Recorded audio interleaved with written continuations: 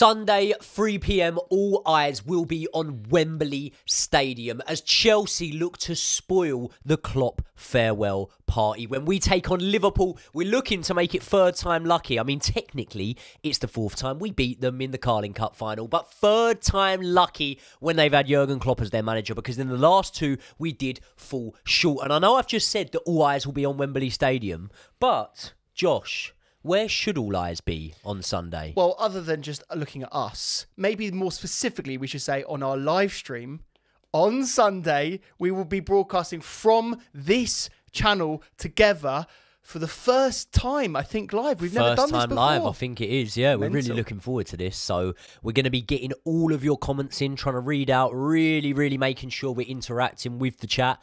And obviously watching Chelsea run riot at Wembley, more or less, isn't it? Destroy Liverpool. Let's just leave it at that. Yeah. I'll see you on the next one.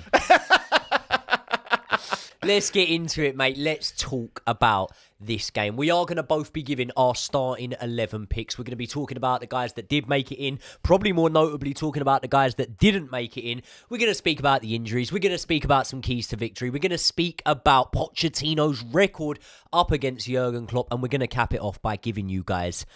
No, not only are we going to cap it off by giving you guys a score prediction, we're going to do a little combined 11 here as well, aren't we? Yeah. 11 Chelsea players. Yeah, 11 out of 11.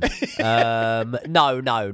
Salah would make it in there because, you know, he learnt a lot during that time at Chelsea. Do you know something massively crazy? And I never really thought about this until the other day. We've watched The Slip how many times?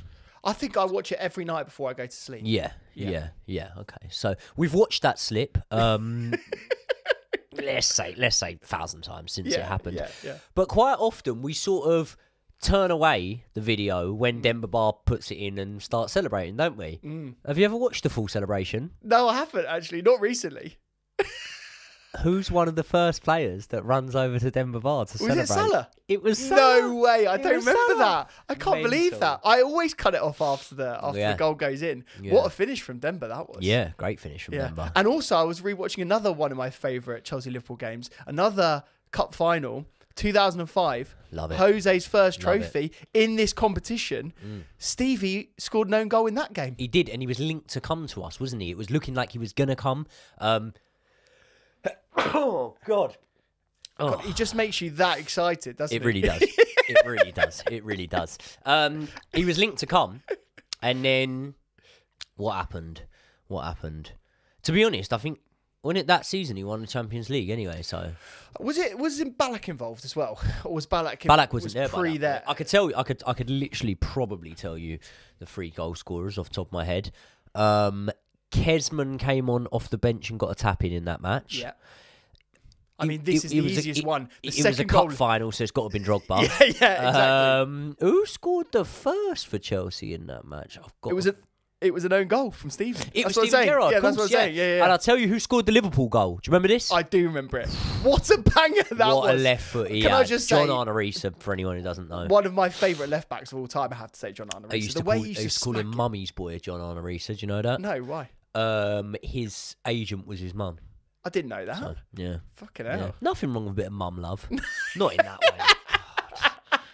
God. He's done it again. Yeah. He's done it again. Right. What are we like? Welcome to the channel, guys. If you haven't seen us, this is basically what we do every week. Yeah. Not much football knowledge on it, but we have a laugh, and that's what's most important. Morale's high. We do. Right. So, actually, pretty good feeling going into this match off the back of that 1-1 win at the Etihad.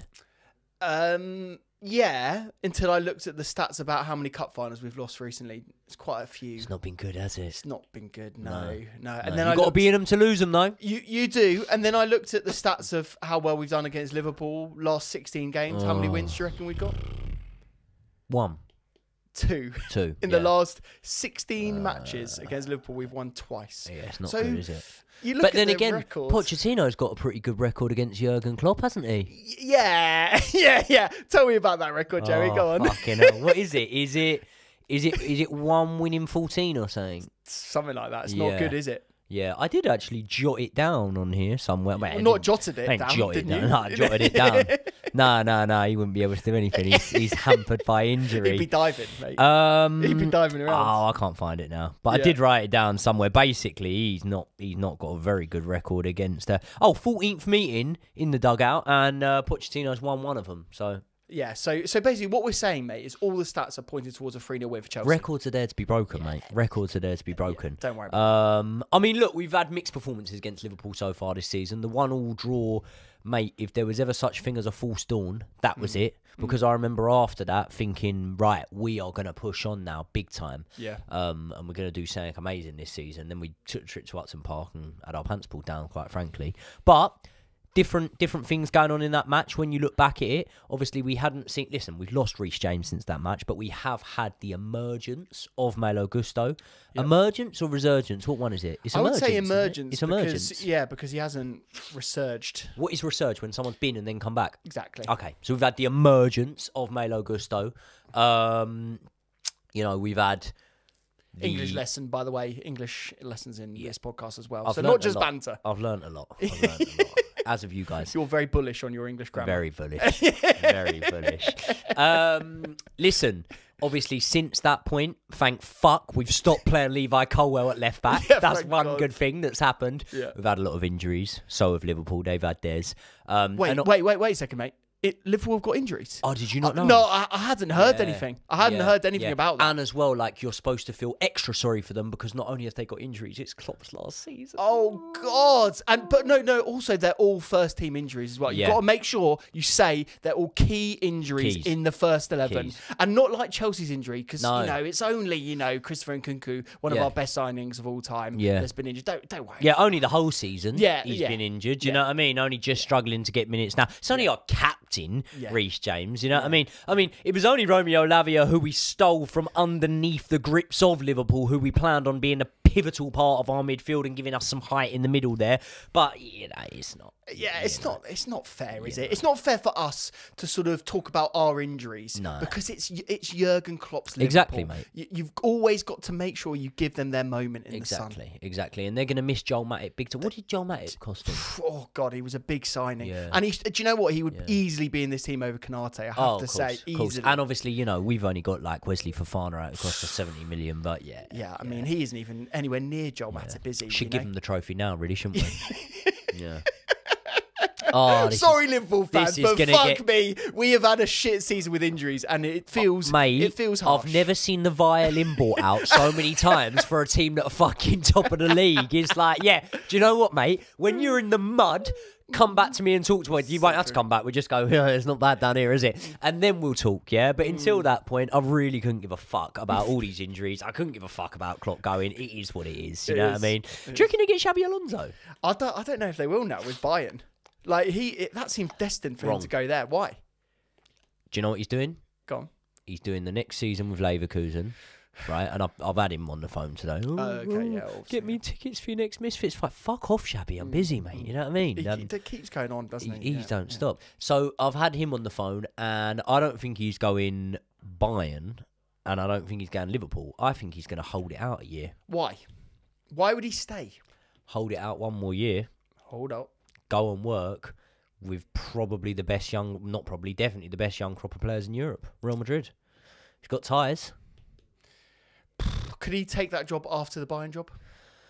Could he take the Bayern job, do 2 years? At Bayern, is he? He could do a couple of years at Bayern and then move on. Yeah, but then what if Real Madrid go and get like, imagine Real Madrid went and got Klopp. Carlo can do more than a year. He could. Carlo would easily do more than a year. Yeah, but then he might want to come back to a former club. Do you know what I mean? I mean, who wants to work with fucking Vinicius and Bellingham Mbappe. when you've when you've got Mudryk and Nicholas Jackson Brower coming back off loan, and you know what I mean? Mate, we're signing Victor Osimhen. Come on, you're doing us a disservice there. Yeah. Nkunku, Osimhen, Jackson. Listen, we're going to get into starting lineups in a second, and I'm very, very eager to see where you go with this because Nkunku's a player there that I think for both of us could be the only sort of rotation we have from lineups we've seen gone by. But we will get back to that.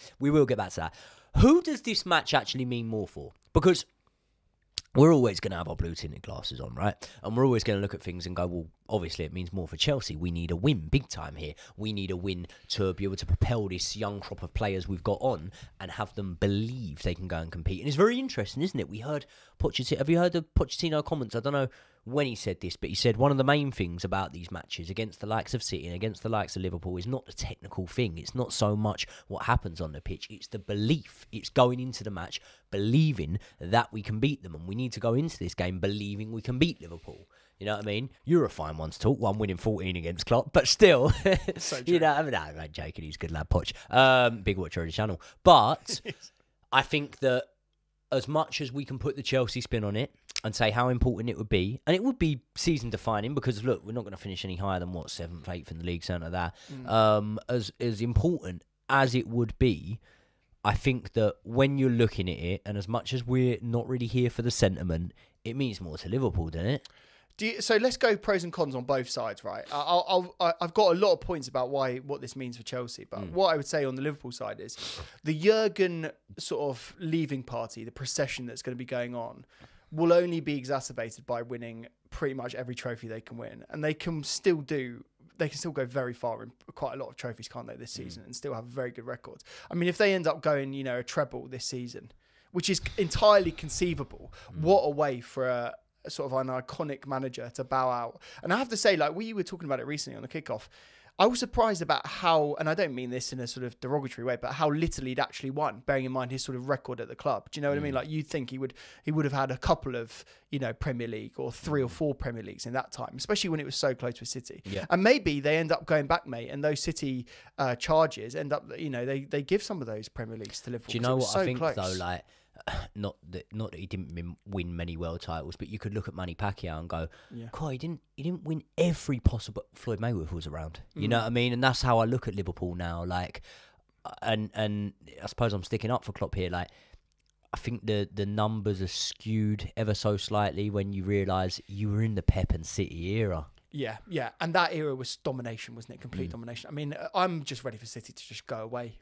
They can fuck off, to be honest. Fuck right off. Just like the perfection of Pep. I mean, as soon as that Pep goes, regardless of their wealth and how much money they can do. Do you think they'll fall off? I don't think it will be the same. I think they'll be up there. I think they'll be title challengers. But Pep is just so perfect and so obsessive. I just don't think another manager can come in and be him. And this can change, but like for City, where are the next ones? Like, as in, I get they got Oscar Bob and whoever else, and they got good young players. Of course they have. But like when yeah, exactly, we'll have him.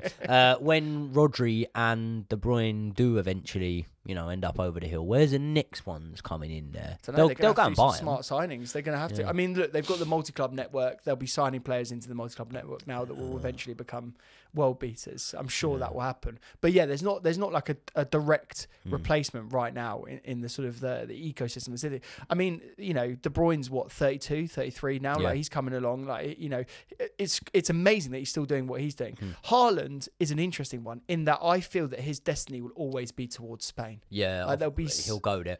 I think he will. I think he will. So, I mean, maybe it won't be possible because the wages and the amount of money that will be involved. Bear in mind how fucked La Liga is for financial fair play. Yeah.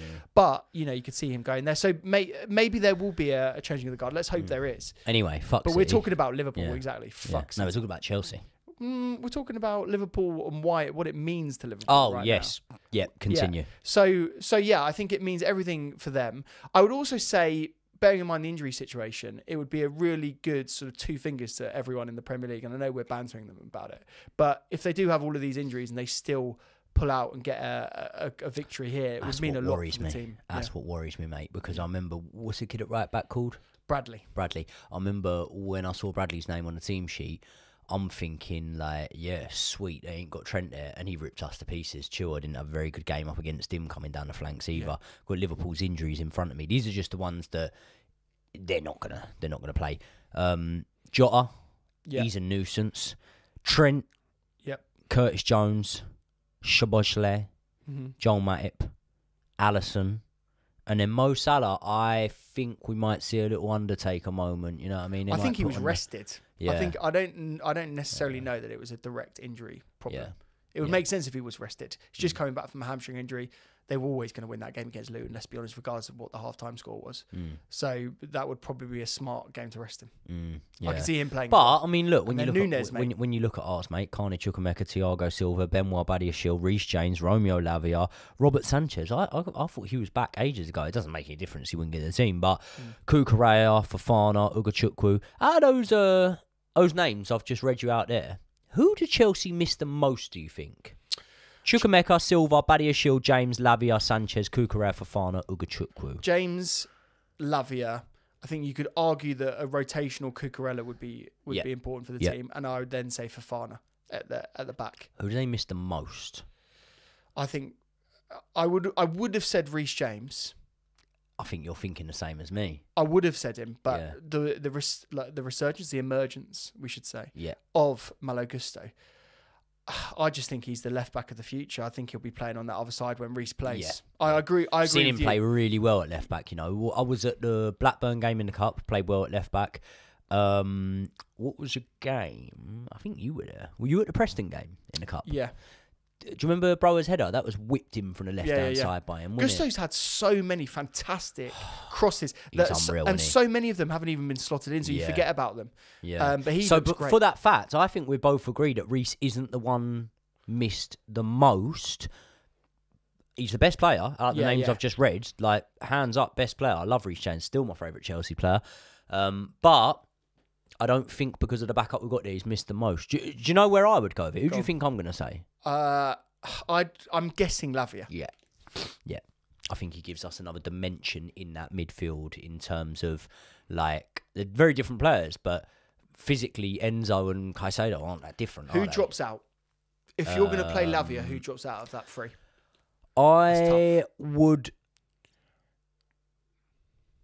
On the form Enzo's in at the minute, I can't. I think Caicedo is maybe not on the form Enzo's in, but the importance of what he's doing. Like, a lot of it is going unnoticed, and the price tag doesn't help him. And yeah, there are individual errors. A lot of the time, the errors come in him getting us out of trouble that we've already got ourselves into. You know what I mean? He's by himself in the middle of midfield. Mate, how many pictures have we seen of games where he's literally by himself by about 20 yards? Do you know where I probably would go with this? I would probably go Gallagher. Dropping out, Enzo pushing further forward into that 10, and then Lavia supporting Caicedo. I think you get the best out of both of them then. But that doesn't mean, it's just horses for courses. It's just mad that we're saying that though, because of how good Gallagher's been. Gallagher's been unreal, absolutely unreal, Love him. But yeah, I would say there Lavia's the one we'll miss the most. Let's get on to our team sheets. Let's have a little think about this. So, starting off, the only real question I've got for you is, are you going with what we did for the last 20 minutes or so against City, or are you going back to Pochettino's preferred backline, which is obviously a 4? I'm going to say a 4. Yeah. I think the 5 at the back experiment is a harsh experiment to judge it on, because you're playing against one of the best teams that the world has ever seen in Man City. So I think it's harsh to judge on that, but I just think we're more than capable enough of playing a 4 in this game and being fine. So I'd go with a 4 in this one. Would you? I would go with a 4 for mine too. Yeah. So yeah. I'm going to get you to read out your team first. I'll read out mine second, and then we'll debate any disagreements we have. But do you know what? I'm going to call it now. I think for a second time running on this show, we're going to name the same lineup. But let's get onto that as it comes. Let's start off with your man between the sticks. Yeah, Petrovic. Yeah. Let's see him back. I have such an anxiety around the goalkeeper position, because I have such a bad feeling that I think Pochettino is going to bring Sanchez back when he comes back. I think he will.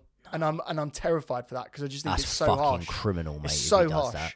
And actually, if he does that, I think that'll be one of those ones. And who would have thought that we'd be saying that at the start of the season? Madness. That when he'd be bringing in Petrovic, that we would be up in arms that Sanchez would be coming back. I was just about learning how to pronounce Slanina at that point. I know, that's so true. I still can't say Georgie. Georgie Petrovic. What a beautiful name that is. Giorgio. So I think Petrovic. I love this guy. I actually think now I'm getting to the stage where I wouldn't sign another keeper in the summer. No, I'm pretty much there. Yeah. In fact, definitely there. Yeah. I don't know about wouldn't sign another keeper, but wouldn't sign another number 1. I just don't think we need any more keepers now. If you look at Sanchez, he was all right. Very good backup. Salina, as you say, is still, at the football club on loan. He was playing backup for Brighton. You can't moan too much about playing backup for Chelsea. You know what I mean? He can't. So I think that's fine. As we always said, very good backup. It's always good to have a decent second choice, and he's fine. Yep. So look, I'm going to keep with him. Then the back four, just keep it simple here. I think these guys have played so well together. Gusto on the right, Disasi on the right centre back, Colwell left centre back, and then Chilwell on the left. I wouldn't bring Thiago Silva into the team even if he was fully fit. Yeah, I'd agree with that too. But I'd agree. I think a lot of people will disagree with us. I think a lot of people will be saying Thiago Silva absolutely deserves, with his experience, to be in the team, on the team sheet. Probably the first name on the team sheet, bearing in mind this is a cup final that means everything to the football club. Do you really... I don't want to say a winning formula because we drew our last match, but do you change it after... Oh God, what is happening to me today? It's so exciting. Do you change it after how well that backline's look, mate? One thing I absolutely love, listen, I love attacking flair and everything else that goes with it, but mate, do you know how long it is since I've seen organisation? I know. Mate, it was fucking lovely. Mate, it wasn't the organisation for me. It was the celebrations of every single block. Yeah. Colwell and Disasi were celebrating those blocks like they just got in a 95th minute winner for Chelsea. And that is what I absolutely loved. Defenders wanting to be defenders. Yeah. And sometimes, again, I say it all the time, sometimes you stumble upon a recipe for success. We were looking at pairings of Thiago Silva and Colwell, or Disasi and Badiashile because of the Monaco connection and whatever. We weren't really thinking Disasi and Levi Colwell. I mean, it's an option that could be explored, but we weren't really thinking about that. And now that's the one that's looking strong, man. So you just stick with it, didn't you? Yeah, what I like about them is you've got the French connection, beautiful clothing shop as well, between Gusto and Disasi, and then you've got Colwell and Chilwell, the English connection. They've obviously played with each other a lot before. Yep. I just think it works. Yeah. I know this isn't FIFA, but those two guys connect well between each other. Yep. Well, let's move on to your midfield. I'm going to rip it up. No, I'm not. Yeah. I think this one is pretty easy. You go Enzo, Caicedo and Gallagher in this game. Yep. I think part of me, and we've discussed these team sheets quite a few times, part of me's always considered dropping Gallagher and playing a more attacking lineup. Do you know what I mean? But I just don't think you can do it. No. I think he's played so well recently. Arguably been the best out of all three of them.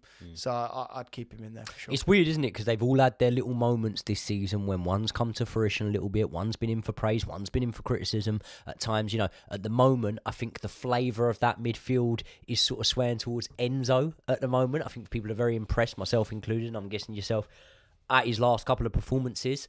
I've said it, I say it all the time, I've said it in this podcast already, but I do think Caicedo's work goes under the radar a little bit, and you pick up on the one or two mistakes he does make in there.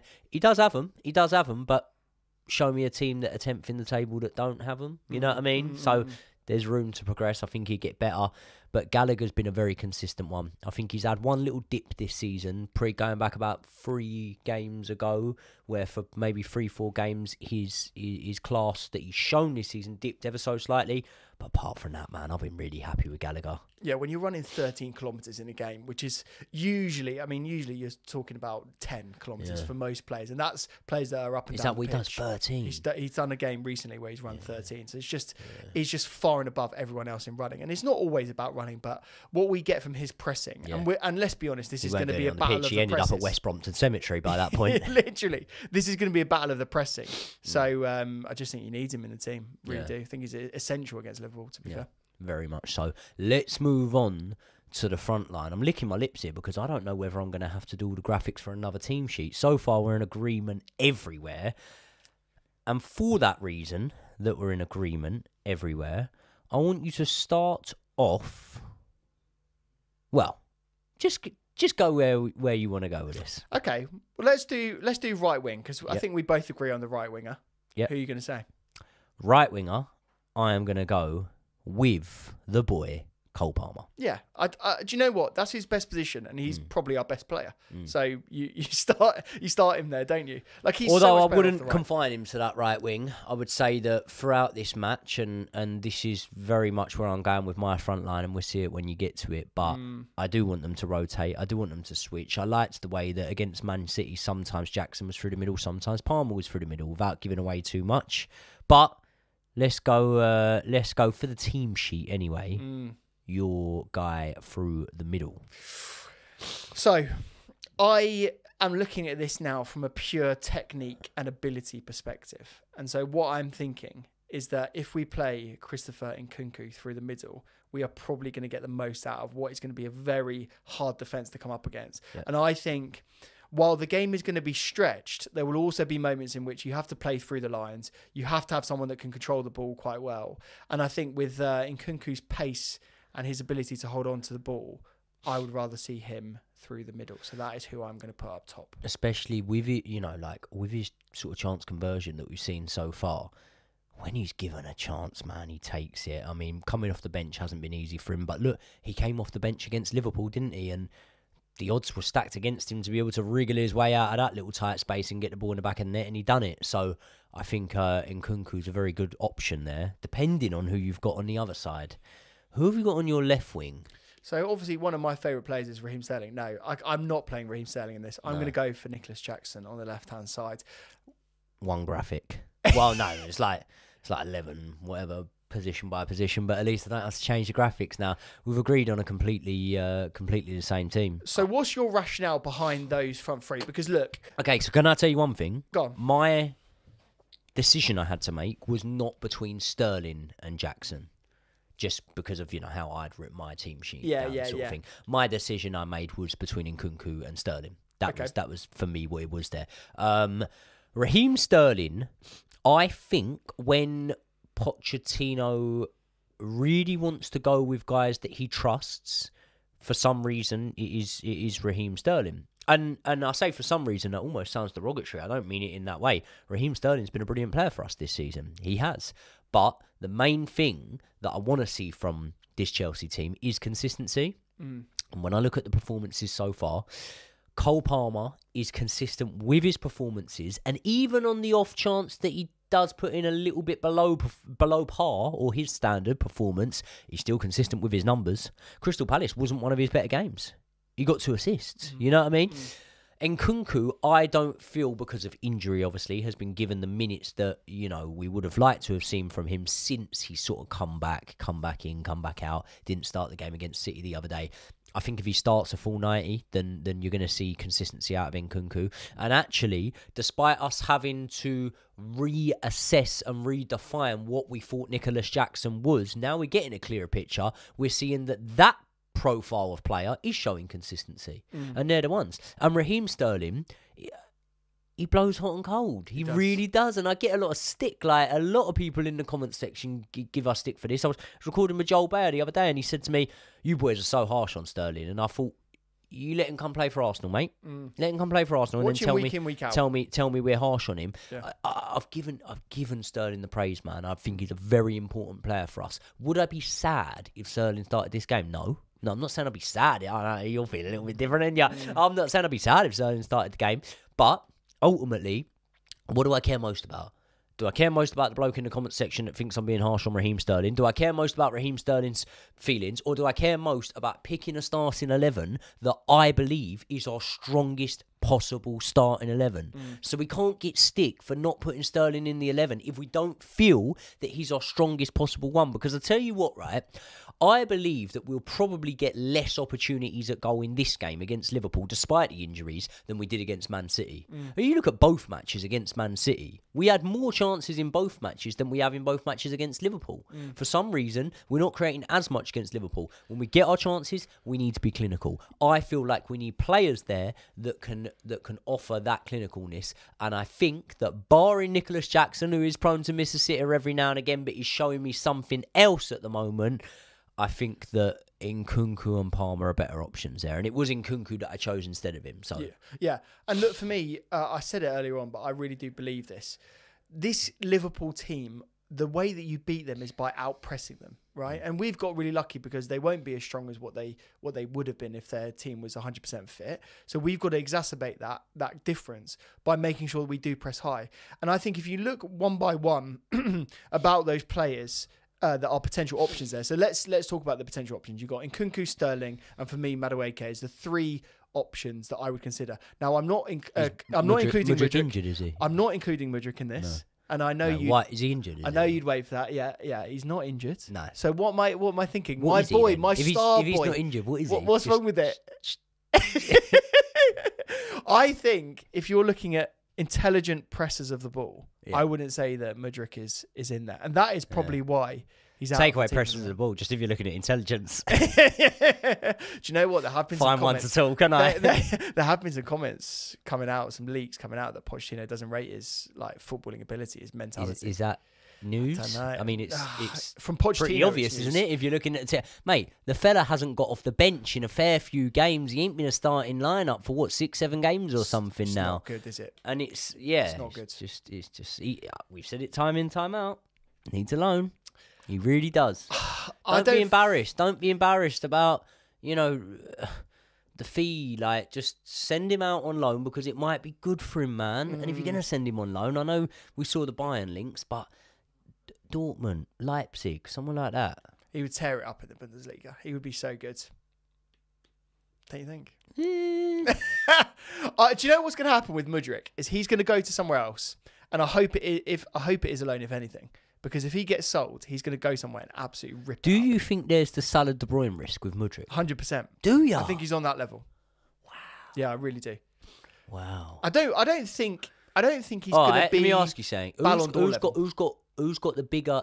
Everyone that watches Chelsea knows what a Salah De Bruyne risk is. Us moving on a player that maybe we didn't rate, but a lot of people within the fan base thought had very high potential. I'll hold my hands up. I didn't really see it with Salah. I did with De Bruyne. Any of my pals will tell you I was screaming for the rooftops about De Bruyne. Didn't want to let him go. But what I'm saying is a player that we'd really regret selling on, because not only would it come back to hurt us because of how good they've turned out, directly they could come back to punish us, as De Bruyne has, scoring against us many times, as Salah has. Out of Mudryk and Gallagher, what one's the riskier one? I think the player with the highest ceiling is Mudryk. Than Mudryk and Gallagher, personally, yeah.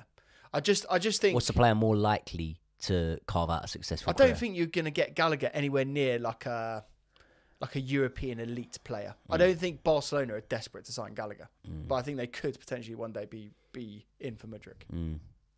Yeah. That's all I'm saying. I think if you look at the caliber of teams, and I know Spurs are interested, and I know that other teams will be interested in Gallagher.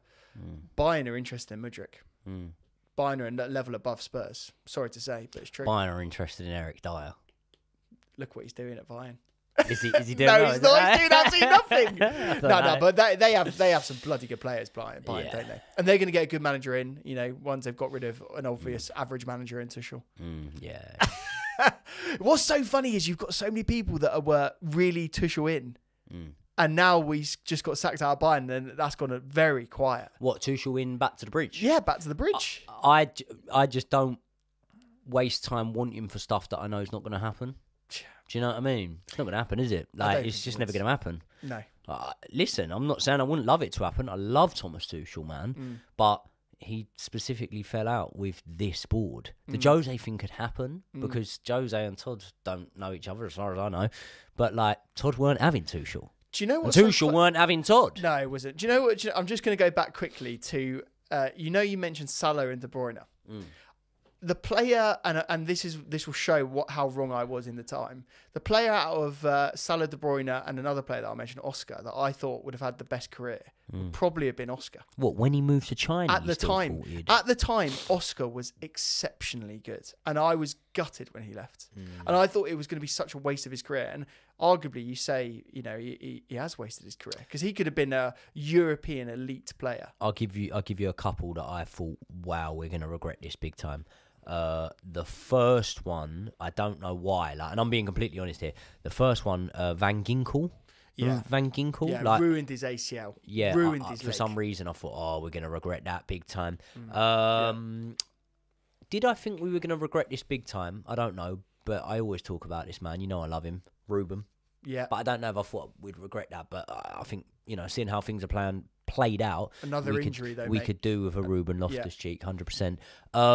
But yeah, there's a lot of them like Zuma, Gahey. I'm not saying I wanted them to leave, but I didn't think, we regret that big time. Do you know what I mean? No. There have been players over history, that I've thought, we could regret that one. What about Solanke? Do you think did you regret that? Robin. Rob M. Rob M. I knew we'd regret that. Yeah. But when Real Madrid came knocking back in them days, man, you go, didn't you? But we had Robin at kind of not a peak period of his career, but a bloody good period of his career. It wasn't like he was a young kid that came in and then moved on as a teenager. He was an established player at the time when he left. Yeah, he looked like a man. You know, I think he had the earliest ever receding hairline I've seen in my life. He was going by about 19. He rocked it well, and you know, I loved him. Right, okay. So we got our starting lineups there. I think they're looking pretty good, pretty good. Let's wrap this up by speaking about if we won this League Cup, right? If we did. Let me give you a hypothetical scenario. If we win the League Cup, but we finish 8th, is that a successful? That's it. Successful? Is the season a success because we got silverware? Yes. Yeah. Okay. I think it is. 1 to 10 on the success-o-meter. Where are you rating it? Is this a new graphic that you're going to put on, like a success-o-meter? I can't really be fucked with Photoshop, to be honest. So you're gonna have to. You're gonna just have to imagine this. Imagine this. The success-o-meter. Yeah. Where are you ranking it? I would say 7 out of 10, 6 really? out of 10. What, this season? 8? For this season, bearing in mind, it's all about context, right? So if this was a non-context debate that we're having here, where you're thinking about Chelsea Football Club and you're saying they're finishing 8th and they got 1 trophy, absolutely, that would be crap. But, mate, when was the last time we won the Premier League? When was the last time we consistently won trophies? You know, the Champions League, you know, what a fantastic run. What a fantastic squad performance. You have to say that was an outlier. Yeah. That was one of those ones where we played incredibly well in that moment in a knockout competition. We won it. Brilliant. We deserved to win it. But come on, outlier. We haven't been, up there for a long time. It's mad, isn't it? Because that Champions League win, don't say it's in the wrong way, but it's almost like that team didn't necessarily deserve to win a Champions League. No. Like 2012, that crop deserved to win a Champions League. They needed to lead the game with a Champions League medal. That team, it almost came very early. Like, at that point, Reece James didn't deserve a Champions League. A brilliant player. You know what I mean? Ben Chilwell didn't deserve a Champions League. Yeah, maybe, Thiago Silva and whatnot. Kante, of course, there's players in there. But Werner, Havertz. Whereas, Lamps, Terry, Drogba and the boys, Ivanovic, Cech, they deserve to win a Champions League. Tuchel very much got us that Champions League. But being honest, obviously, we've had the 2 cup finals against Liverpool that we lost since then, the Club World Cup, wasn't it? But apart from that, we have been starved by our standards of silverware. So I can't massively disagree with you, mate. We deserved that, the loss against Man United. We deserved that Champions League final way more than 2021. Yeah. Way more. Yeah. Do you know what, right? I think if you had said to me after the Everton loss, right, you finished this season 8th, and there's listen, it doesn't mean we're going to finish it 8th, but say you said we finished 8th and we picked up a League Cup and we had a cup run in the FA Cup, by how depleted and deflated and down in the dumps I was feeling at that time, I'd have ranked it. Where'd you rank it? A 7? 6.57, yeah. Let's call it a 7. Call it a 7. I'd rank it a 6.75. Okay. Yeah. Like it. You always round up. Yeah. I'd rank it a 7 then. There you go. Yeah. There you go. Yeah. I have to say, mate, the reason why I'm ranking it that highly is because of the context of what this has done to the Chelsea Football Club in the past. Obviously, the Jose era is so far removed from where we're at right now. But that Carling Cup at the time propelled us to the success that we had going forward. Now, obviously, this has no relevance on that at all. Well, we won the league within a month of winning that Carling Cup, 2 months or something. There you go. Yeah, it's very. I mean, fair enough. We're probably going to have. We're going to do it again. Yeah. How many points are we behind? Probably 20 points. Don't worry about the points. About that. It's just all semantics. Next goal wins. Yeah, exactly. Golden goal in the league. Yeah. So I just think it can have a transformational effect, and also, let's be no bones about it, probably our best chance against Europe as well. Yeah, I agree so. But I actually think if we go and win this, and listen, we're getting way ahead of ourselves, but it's what we do on this channel. I actually think if we go and win this, then we go into that FA Cup. I mean, we've got Leeds in the next round. That's an easy game. We'll dump them out. And then, dump Leeds out the cup. And then we're in the quarterfinals? I think, we're in the 5th round now. So the quarters next, isn't it? Or is Yeah. there a 6th round? Might be 16th, round of 16. That round of 16 is quarters, isn't it? No. No? God knows. Check your maths. Yeah, I'm no good at maths. Right, people, we want to know your lot's thoughts. I reckon, right, more or less all of you are going to agree with that starting lineup, aren't you? Tell me if you don't. But I think most of you are going to agree with that starting lineup. Let's go with it. Score prediction. I am backing. I know what you're backing. Well, no, you don't. I think you're going to back the draw and a Chelsea penalty win. I'm just going to do it for us in full time. I think a 1-0 win to Chelsea. What you going with? No way. I'm going to go 1-1 at full time, 2-2 at extra time. Liverpool win on penalties. Fuck off. You're not going Liverpool, are you? I think Liverpool are going to win. Oh, mate! No! Mate, what you forget, Joey, is that this is the Jurgen Klopp procession. This is the Jurgen Klopp's last hurrah. He's going to win absolutely everything this season. It's going to be so annoying. He will ride off into the sunsets, doing fist bumps, not only at Anfield against Luton Town, when, quite frankly, they shouldn't really be fist bumping against Luton Town, should they? No, but against every other game this Luton. season. No. Never fist at all, Joey. No. Never fist at all. That's the one lesson they always say to us. No. Get fisted. Don't fist anyone else. So you're going Liverpool on penalties? I think Liverpool will do it, yeah. You're going to go 1-0 at full time. 1-0 Chelsea. Clean sheet against Liverpool. Petrovic. Petrovic. Colwell. Petrovic. I want to take this chance to remind you, Sunday, there is only one place to be. Listen, I know you're going to be watching the match, but what you do want to do is have mine and Josh's reaction on in the background. Listen, this is the other thing. You're going to have one up on us at all times because we know a stream normally lags by a minute or so anyway. So you're going to know whether we've scored or how many we've scored. When that 8th goal of ours is going in, you're going to know before us, and then you're going to get a go, right, brilliant, seen the replay. Now let's see what these two idiots are up to. They're loving it. They're having the time of their life. And we will be. So it's going to be on this channel. Game kicks off at... It kicks off at 3, so we'll be live at around 2:15ish. I'd probably say. Yep. What I would say as well is, by the time this video goes up, there will be a stream video ready to go. Nice. So make sure people hit the notification bell on that, so you can get a reminder to watch us. Are you laying on a spread? I'm laying on a full spread for you, Nice. Joey. Joey is very kindly coming over to a brand new studio. So exciting. But bear in mind, we've always got a favourite studio, haven't we? We've always got a favourite studio. Podcast room in Barnes, and now in... Where's your other one? Where's your other one? Bromley. Barnes and Bromley. Hit them up. They're actually in the description to this video. You just click on the Podcast Room website link, and then you can put in my discount code. What's my discount code? Joey Knight. Easy one to remember.